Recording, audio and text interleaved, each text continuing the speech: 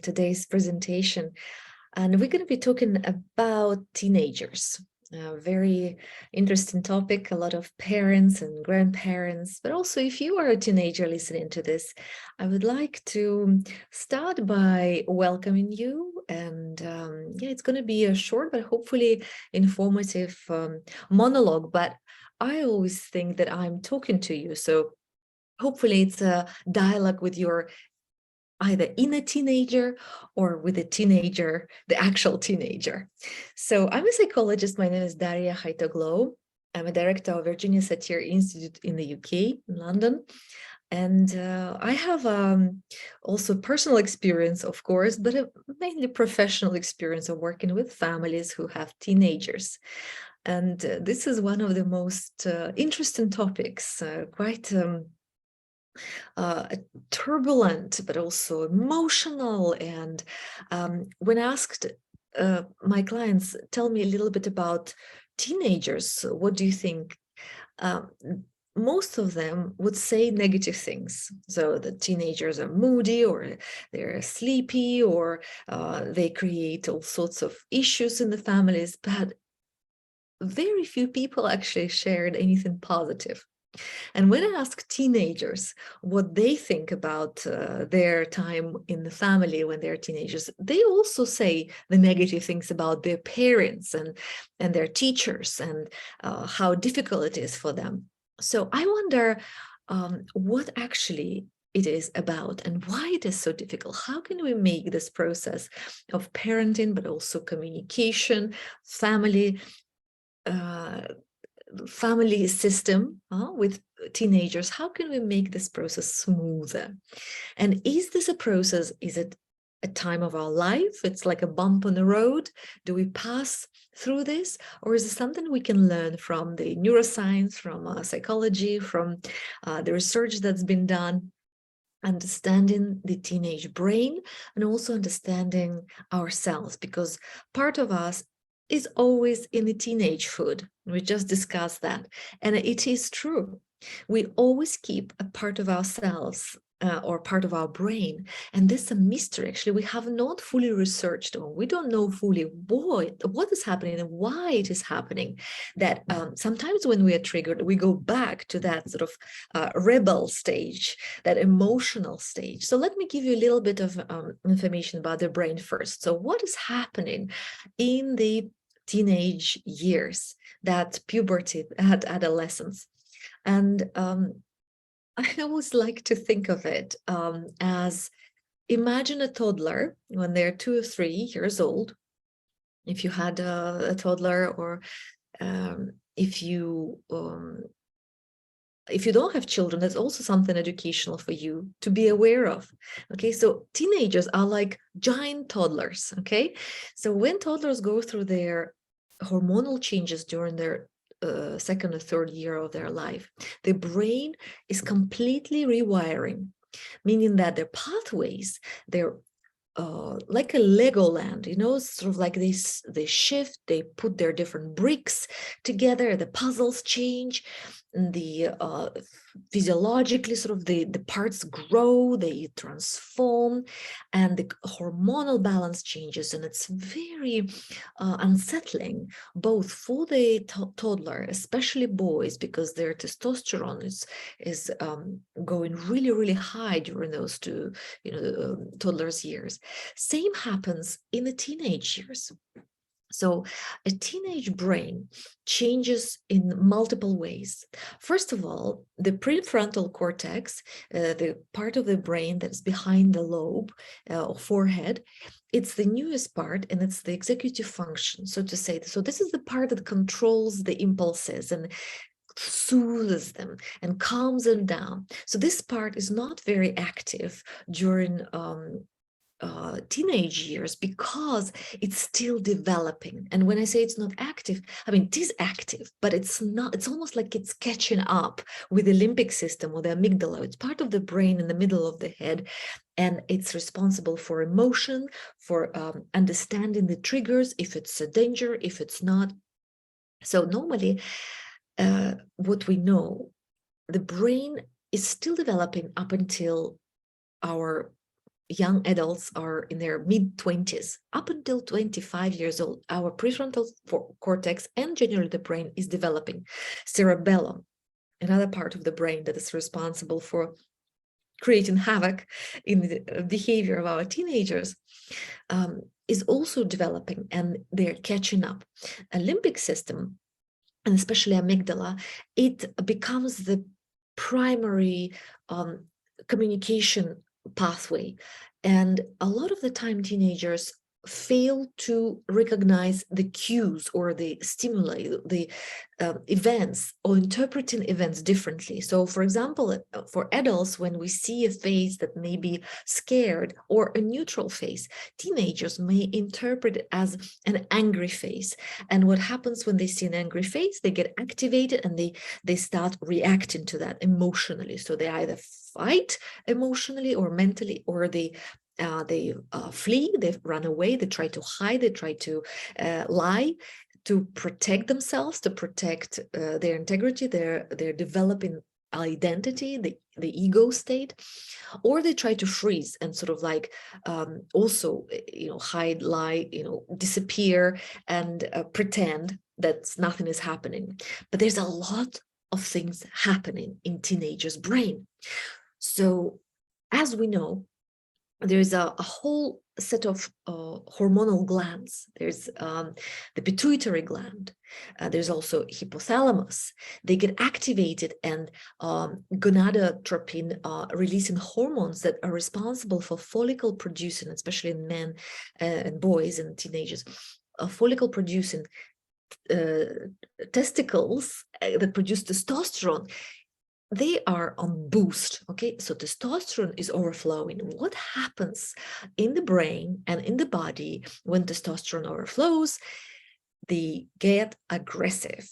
And there is an evolutionary reason for teenagers to get aggressive, because the main need during the teenage years is the need for autonomy. They want to be away or different, and they're preparing to separate from their family of origin, to go and create their own family. And that's a unique sort of paradox situation, where we are, as mammals, the only type of mammal that keeps the offspring for so long together with the original family, because their brain is not yet ready as a giant toddler, walking ahead.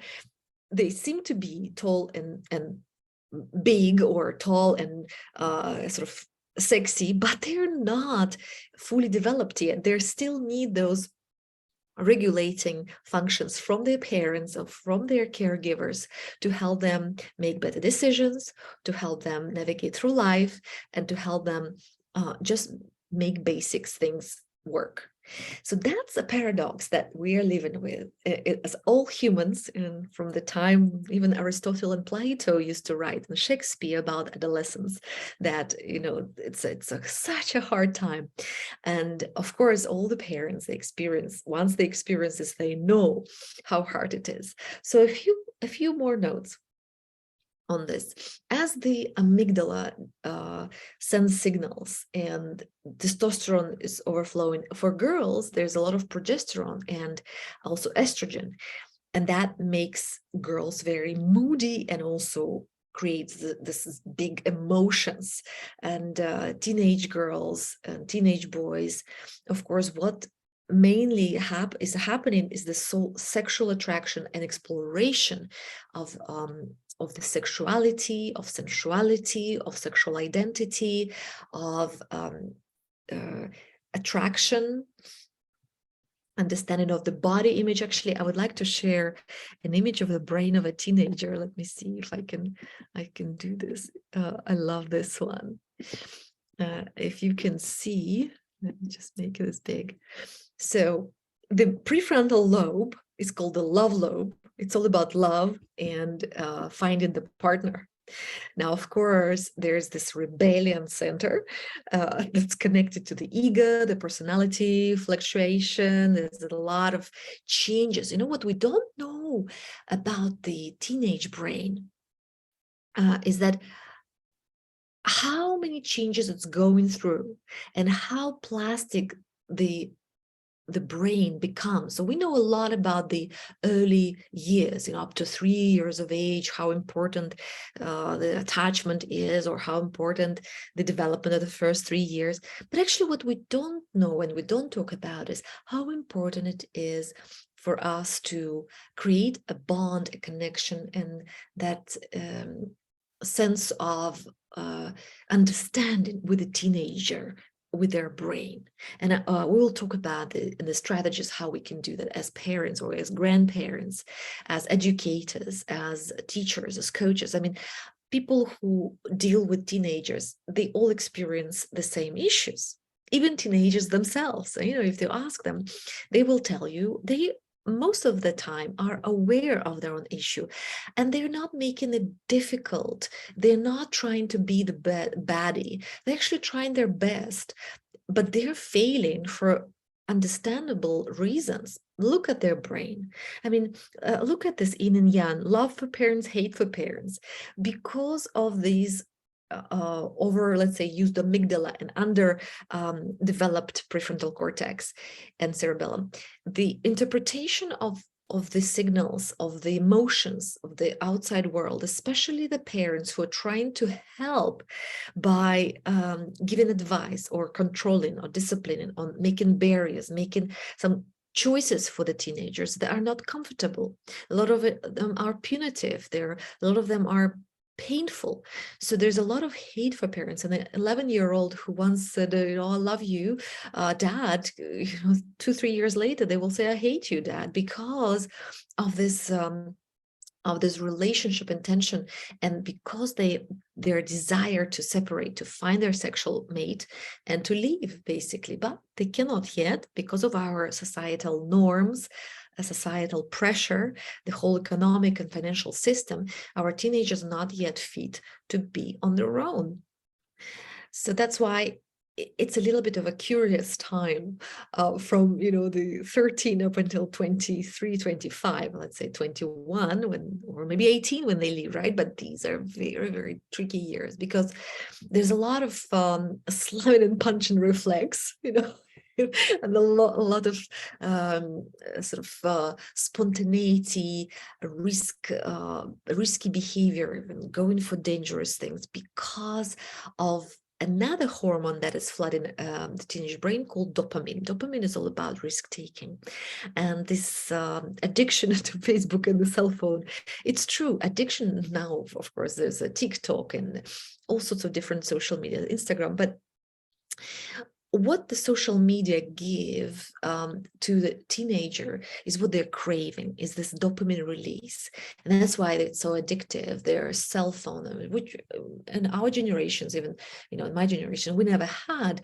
But the new generations of teenagers are now sort of native. They're born with it, with a phone, with gadgets, with iPads, with this little gimmicks that they constantly use. And the easiness and also multitasking nature, which is not even actual multitasking, but multiple monotasking change. When we think that a person multitasks on the phone, what they do, they actually switch attention to many, many, many different things. And that's why the quality of attention decreases. The ability to sustain and achieve difficult tasks and goals is actually reduced. And we see now the addiction to social media much more prominent in psychology and counseling and therapy issues, working with clients, than alcohol or drug addiction. I mean, this is a drug of choice currently, the social media and the cell phone and the gaming, because of this dopamine release and immediate gratification syndrome. So as they receive that boost, their brain literally just attaches the meaning of positive, positive, a word, pleasure, pleasure, and they go for it again and again and again. And it's not a bad thing per se, but it is something that we need to be aware of and have a strategy on how we want to deal with this. So we can talk about that in a bit. So there's a whole thing about self-awareness and self-image that's very, very potent and very much becomes part of a teenage identity crisis, because their embodied image of themselves is not the same as a virtual image that they portray in the social media, and what the image that they see in other peers and other role models is not the actual state of that person, but that's what they see, and that's what they compare with themselves, and they don't like themselves. So the body hate, the body loathing, all of that is part of the teenage brain concept, this whole thing that we're talking about. The changes that the body goes through, this awkwardness of the body parts that are enlarged, that are maybe different, that are they're not used to. Some become quickly bigger, some become small. Bodies are different, and from sort of a similar body type, suddenly in adolescence, the humans become very, very different, right? In the size of the breasts, for example, or the size of shoulders, the size of feet, the size of heads. And what for adults is diversity, for teenager maybe disaster, because they want to belong, they want to be accepted, they want to find a tribe, they want to be seen and respected by their peers rather than adults. And this is a time where they see themselves in the eyes of their friends, the eyes of their partners, their girlfriends and boyfriends. This is much more important than the attitude that their parents have about them. They would do the opposite what their parents ask, just for the sake of it. There's also an interesting lobe called curiosity. So they're very curious creatures, and they're very creative. Because of the dopamine release and all this testosterone boost, even for girls, there's a lot of testosterone boost. So they are prone to take risks and change and adapt and do something completely different, out of character, as we say. And that is a time of incredible exploration, which is an opportunity. It's a window for us to connect with them in a very different way. It's a window to connect with our own teenager, our own inner child, who maybe never had that ability, or had an ability and maybe feeling guilty and shameful, or shamed, or maybe felt sad or guilty for doing certain things, and now we want to prevent our children or grandchildren from doing it. But it's also a time of reflection and finding a new balance and a new coordination. There's a lot of memories being created because of that collaboration with amygdala. Amygdala is the emotion center, limbic system of the brain, is one of the most crucial for us to create memories. So no wonder a lot of memories that we don't remember early in our childhood years, but actually we remember a lot in teenagehood, because it's very emotional time and experiential time of adventures, time of falling in love, of heartbroken stories, and our peers and friends loving or hating us, and what we do and how we are perceived, what kind of communication tools we learn. I mean, everything matters at this stage. Although teenagers say, oh, I don't care, nothing matters. Oh, I don't want this, I don't. But actually everything matters to them. So that's why the connectivity, the bonding, actually what they're longing for is the trust and the authority figures who they don't have anymore, because parents don't sort of disappear. They don't they're not figures as authority anymore. They're not figures as role models anymore. They become kind of enemies. We are going against the flow here. So how do we turn this around and become a confidant, a friend, an advisor, that low prefrontal cortex, that regulating function, executive function for our teenagers. And how do we keep the connection going so we don't lose our kids? Gabor Mate wrote a brilliant book on how to hold on to your kids, because if we don't, they go and find what they hold on to somewhere else. And most of the time it's dysfunctional and it's not healthy holding on to. What we want is go through this tough period, working on ourselves and working with our own emotions as parents, because we are losing control. We're not in control anymore. And if we're going after a Pavlovian sort of like praise, reward and punishment kind of model, we get a lot of pushback because of the autonomy seeking kind of behavior. What they want is freedom.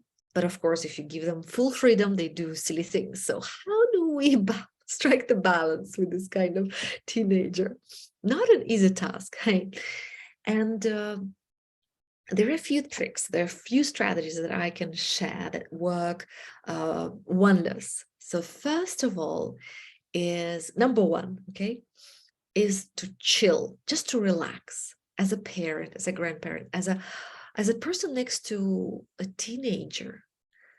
Teenagers are stressed. They are overly stressed during this period. So what they need is a calming agent, calming, soothing part that may be external advisor in your, in the body of a parent who's just calm. And whenever a teenager is sort of playing up their emotions or going through something, what a parent can say is, how can I help? What can I do for you? Can I give you a hug? And even if there is a no as an answer, remember that what they say and what they do, they're like giant toddlers. They may throw tantrums, but what they need is somebody to hold them tight, even emotionally or mentally. Just hold them, just embrace them, give them space, but also embrace. Because when we give them that emotional and mental embrace by creating space, by respecting them, by feeling that calm, we are also connecting to their calming parts, and hopefully connecting through that mirror neurons, as we all have them, they will get that boost of serotonin, a hormone that relaxes, the hormone that soothes, the hormone that gives that sort of sense of loving gratification, rather than just like a boost of, whatever, sugar craving or that danger zone craving. Serotonin is a wonderful hormone, and they will experience this later on after they're 18 for sure, but during that time they need us to be on the calmer side. And although it's very hard when a teenager comes home, when they're forgot to tell us what time they're coming, or their phone got switched off, or they switched off, or they lied about something, and we discover something that they didn't do, or they didn't finish an assignment at school, or whatever negative the event or the meaning of the event that we put, we still need to work on our own reaction and find compassion, find love, find that level of calmness in ourselves. That's the best thing we can do for them. That's number one. Number two, I always recommend to reiterate the values of your family or of your communication. So for example, in our family, there is a value of honesty. So when, for example, we discover that our kids lie, we hold a family meeting, normally the next day or the same day, because it's very, very good to catch the while it's still hot, right? the fire, because they know what's happening. So we create a family meeting, and we first stay calm, We open the meeting with the appreciations, that we appreciate whatever they do, or we appreciate whatever we appreciate, always with the positive. Then we share the new information, something that they don't know, something that might happen. Then we share a puzzle. A puzzle can be, for example, well, I don't get, what happened there. I don't understand this, but fill me in on some of your projects, what's happening with your school week and your school trip, etc. And then number 4, we share the worry with recommendation. And the worry is generally a recommendation is reiterating the family rules. So for example, well, I worry when you share something that is not true. And our value is honesty. So we are prepared to face something that is very hard in this kind of meetings. Please share the truth, and rather than just cover it and lie about it. And then we finish it with the hope and wishes and hugs, and it's a temperature reading exercise that Virginia Satir created, but it works wonders. So number 2, reiterate the family rules or the values, right? The values. So if the value is, for example, connection, right? I would like to be connected. When you're late, tell me you're late. And tell me when you're going to come, because for me, being connected to you is more important than being on time, for example. It's okay for me to know that you're going to be late as soon as I know. Okay, so that's number 2. Number 3 is having or establish a strategic bond experience, preventative. So normally we get activated as parents or grandparents or caregivers or teachers when we discover something negative about teenagers' behavior. But I suggest we do that proactively in advance. We create experiences that boost their dopamine, so something that's exciting, something that's different, a travel or a game together, connecting the time together, a great dinner together, or satisfy their need and create a bond. So not just criticize or punish them or only see the bad in that teenage period, but trying to connect by understanding, by pacing them. So if they are, for example, if they want to play a computer game, sit next to them and ask them to tell you what exactly they're doing, or play with them. Connect with them in the environment that they are most receptive in. And once that bond and that connection is established, the pacing happens, then lead. What I mean by that is that once, for example, the teenager feels like you're on their spot, in their area of interest, like a teenager, for example, is into graffiti, and you allow, that's what happened actually today, we allowed him to draw, to invite his friends and to paint graffiti paint on one of the walls, and then we're gonna, outside, and we're gonna paint it afterwards white. So, but we went for it because we know that it's something that he really values. So by doing that, we establish that bonding and that trust and that interest, and as though we're saying, look, we really care for you. We know that you would like to do it instead of you doing some sort of other house that is illegal. Come and do it here in a safe environment. And we were going to provide for that experience. Okay, it's going to be a fun experience. Actually, I'm going to enjoy some of the writings or some of the graffiti that you're going to create. Maybe you're a graffiti artist in your heart. So creating that strategically is a very important step, and most parents, I mean, me included, it's an afterthought. It's very hard to do, but when we become aware, conscious, and we plan for it, we actually start noticing, okay, how much time do I spend? How much time do I want to spend with my teenager? Maybe I can go to a concert or to a movie, cinema, or to a nice place. Maybe I create an experience for him and his friends. What can I do to connect and find out what he's into or she's into? And how can I facilitate the process of connection so that we establish that bucket, the container of positive bonding, because it is my investment. The larger the bonding container, the more I can get from it afterwards when, as I say, shit hits the fan, when his nervous system is under threat and when he's reacting.